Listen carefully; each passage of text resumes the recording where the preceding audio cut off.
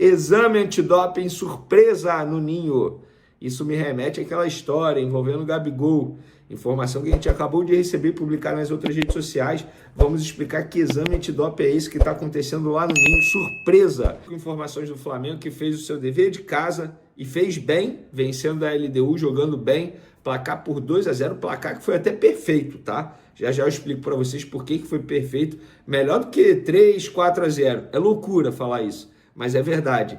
E a gente vai falar aqui também sobre o Felipe Luiz, justificando a ausência do Pedro no time titular. E também comentaremos aqui o que temos de informação sobre essa escolha do Pedro para ser reserva e não titular. E o Bruno Henrique, mesmo jogando mal, sendo mantido na equipe titular. Tem também informação, sabe de quê? Uma bonita festa que o Flamengo está preparando para os torcedores que vão comparecer ao Super Mundial.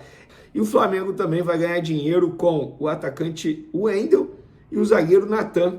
Como assim, Vini? Pois é, isso tudo e muito mais no vídeo de agora, mas antes gostaria de pedir para você se inscrever no canal, soltar o dedo no like, ativar a notificação e também compartilhar o vídeo com os amigos, com as amigas e ajudar o canal a crescer cada vez mais. Vamos para as informações, eu vou começar falando do Pedro, porque ontem, depois do jogo, Felipe Luiz, obviamente, foi questionado sobre a ausência do Pedro no time titular e ele explicou o seguinte: o Pedro está liberado para jogar e fez um grande jogo, mas não existe mágica. Jogar a cada 3 dias, estar no nível dos companheiros é outra história. O Pedro não está no nível dos companheiros fisicamente. Eu sou o que mais quero colocar o Pedro. Estou desejando que o Pedro chegue na forma física ideal para jogar no modelo de jogo que peço. Para jogar dessa forma, preciso de todo mundo 100% e o Pedro não está 100% fisicamente. A gente nota, depende dele a cada dia treinar, a cada minuto aproveitar para poder estar no nível dos companheiros e ter mais minutos. Sei que ele é o melhor e assim que estiver no mesmo nível dos companheiros vai estar em campo. Todo mundo sabe da qualidade do Pedro. Fecha aspas para Felipe Luiz. Então ele deixa claro aqui, vamos lá. Algumas informações que eu tenho, tá? No dia a dia, o Pedro não desempenha tal como os demais companheiros. O Felipe Luiz é um cara que analisa muito treinamento. Vou te dar um exemplo, para você que está me assistindo aí. O Wallace, jogador que se destacou, depois ficou sumido na lista de relacionados. Por quê? Não estava desempenhando bem. Felipe Luiz tirou da lista de relacionados. Voltou a desempenhar bem no dia a dia do Flamengo? Voltou para a lista de relacionados. Tanto é que entrou na partida de ontem, inclusive. O Pedro, a mesma coisa. No dia a dia, não desempenha da mesma maneira que os demais companheiros. Mas isso é culpa do Pedro? Não, talvez por conta da lesão que ele teve, do tempo que ele ficou ausente. Ninguém sabe.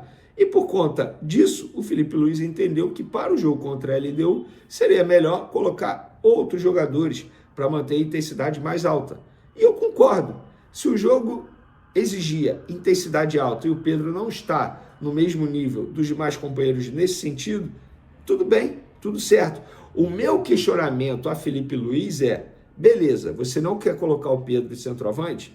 Por que coloca o Bruno Henrique? O Bruno Henrique vem mal há muito tempo. E a justificativa que o Bruno Henrique é intenso, beleza, ele pode ser intenso, mas ele está errando tudo. E o Juninho também é intenso. E o Juninho, ele não vai tão mal assim. Cara, intensidade é a principal virtude do Juninho. Ele é intenso pra caramba, ele preenche espaço pra caramba. Ele pode não ser goleador, tal como é o Pedro, pode não ser decisivo, como é o Bruno Henrique, não tem as características e as qualidades do Bruno Henrique, eu concordo. Mas o Bruno Henrique está muito mal, está errando tudo. Por que não coloca o Juninho? Seria o meu único questionamento, tá? Sobre o Pedro, eu acho que é isso, é o dia a dia. O campo fala, como diria o Tite, o bom Tite, teve uma passagem recente pelo Flamengo, o campo fala, e o campo está falando, Bruno Henrique não pode ser mais titular. O campo também está falando, Michael não pode ser titular. E agora eu entendo porque o Flamengo, agora não, já entendo há muito tempo, porque o Flamengo vai em busca de atacantes de beiradas. Vocês agora entendem? O Flamengo, embora tenha muita quantidade de atacantes pela beirada, mas não tem qualidade. O Michael não tem qualidade, gente. O Michael é um atacante que não sabe finalizar. Ele preenche muito bem espaço, faz boas jogadas pela ponta esquerda, eu entendo isso tudo. Obriga o time adversário a fazer uma marcação diferente, a marcação dupla do lado que ele atua, eu entendo isso tudo. Mas ele não sabe finalizar. E ontem, ele ainda errou mais passes do que o normal, passes bobos, sobretudo no primeiro tempo. E o Cebolinha, quando entrou, fez a torcida do Flamengo sentir falta do Michael, que estava em campo. E o Bruno Henrique está mal, o Gonzalo Plata, enfim, está se machucando. O Luiz Araújo, para mim, foi um grande jogador e ele mostrou por que ele tem que ter mais minutagem, mais chance com o Felipe Luiz. Cara, o Flamengo finalizou 15 vezes ao gol. Dessas 15 vezes, 7 foram fora da área, algo que não acontece. E o Luiz Araújo finalizou 4 vezes fora da área. Ah, mas uma bola ele isolou. Beleza, mas pelo menos finalizou. Pelo menos tenta. E ele fez um gol e deu uma assistência. Foi importante.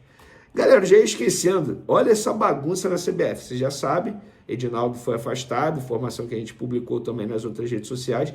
E a CBF convocou novas eleições para o próximo domingo, dia 25 de maio, véspera da apresentação do Carlo Ancelotti. E outra, isso é informação, não vai mudar em nada a situação do Carlo Ancelotti. Ele continua sendo técnico, ele assinou o contrato com a seleção brasileira, deu o aval, tudo, sabendo da situação do Edinaldo. Eu acho que isso só mostra que o Edinaldo anunciou de maneira precoce o Carlo Ancelotti em forma de defesa, como se fosse um escudo, talvez a última cartada para que ele não fosse afastar-se, porque Deus e o mundo sabia que ele seria afastado. Eu sabia, eu estava esperando isso desde segunda-feira. Me falaram que ia acontecer segunda ou terça, acabou acontecendo quinta-feira. Então, se eu sabia, o Edinaldo, obviamente, sabia também. Ó, galera, Flamengo anunciou Casa Flamengo para o Mundial de Clubes da FIFA. Torcida rubro-negra presente nos Estados Unidos terá experiência exclusiva e programação especial durante a competição. A participação do Flamengo no Mundial de Clubes da FIFA, que será disputado nos Estados Unidos em julho, vai muito além das 4 linhas.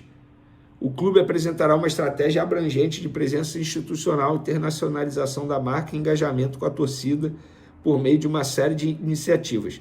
Vem aí a Casa Flamengo, a resenha rubro-negra e os encontros promovidos pelas embaixadas rubro-negras. Maneiro demais, cara. Parabéns ao Flamengo pela iniciativa. Acho que isso é internacionalizar a marca. Quem quiser mais informações, tem tudo lá no site do Flamengo. Fica a dica aí para vocês. Galera, exame antidoping surpresa no Flamengo. Isso me recorda aquela situação envolvendo o Gabigol, que ele se recusou a urinar. Vocês sabem muito bem disso. Acabou sendo punido, foi pro cais, enfim, uma história longa. E aconteceu nessa tarde. Nesse momento, enquanto a gente grava o vídeo, o Flamengo está recebendo de maneira surpresa representantes de uma empresa terceirizada da CBF para realizar exames antidoping em alguns atletas. Os funcionários estão no Ninho do Urubu e eles estão selecionando. A ideia é selecionar pelo menos 5 jogadores. E esses 5 jogadores terão que cumprir todo o processo, como o Gabigol teria que cumprir e não cumpriu na ocasião que ele era jogador do Flamengo, e outros jogadores naquele dia cumpriram normalmente e o Gabigol não, e acabou dando no que deu. Agora, o Flamengo está lá à disposição, todos os jogadores vão fazer, essa é a informação que eu tenho, não tem nenhum risco de ninguém se recusar a fazer, muito pelo contrário, pelo menos é a informação que foi me passada com exclusividade aqui no canal Vene Casagrande. Para finalizar, galera, o Flamengo vai receber aí uma graninha envolvendo o Wendel, atacante cria do Flamengo, vendido ao Porto, na verdade o Flamengo vendeu ao Leixões, e aí o Leixões vendeu ao Porto, Porto emprestou para o Santos, vocês vão se recordar, aí o Santos devolveu, o Porto emprestou para o Santa Clara de Portugal, e o Santa Clara vai exercer a opção de compra junto ao Porto de 2 milhões de euros, por 100% dos direitos econômicos. Os direitos econômicos do Wendel estão divididos assim, 70% do Porto, 30% do Leixões.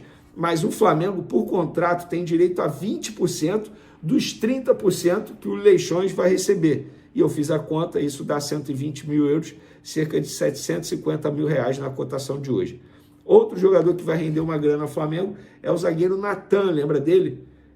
Foi negociado com o Red Bull Bragantino, depois vendido ao Napoli da Itália. Ele está emprestado ao Betis e o Betis vai comprar junto ao Napoli por 10 milhões de euros. E o Flamengo tem direito ao mecanismo de solidariedade da FIFA de 1,77% do valor.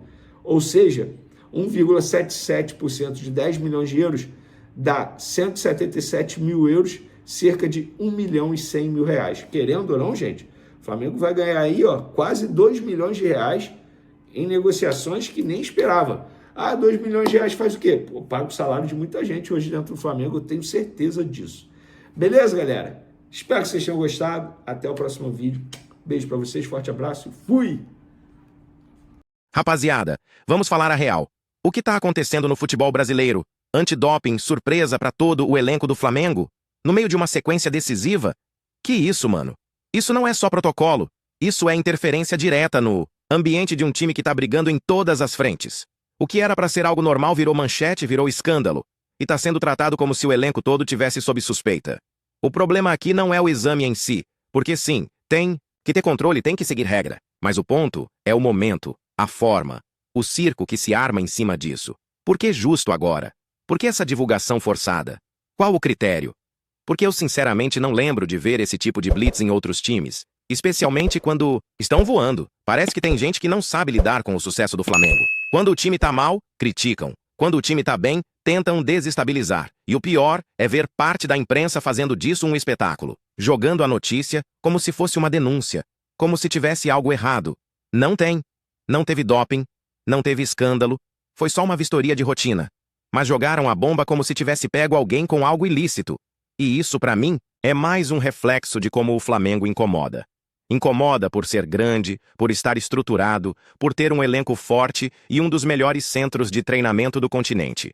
O recado que estão mandando é claro: vão tentar desestabilizar o Flamengo, de qualquer jeito. Dentro de campo, fora de campo, nas notícias, nos bastidores. Mas se engana quem acha que isso vai abalar o elenco. Porque se tem uma coisa que esse grupo tem, é maturidade. E o torcedor tem que ficar esperto.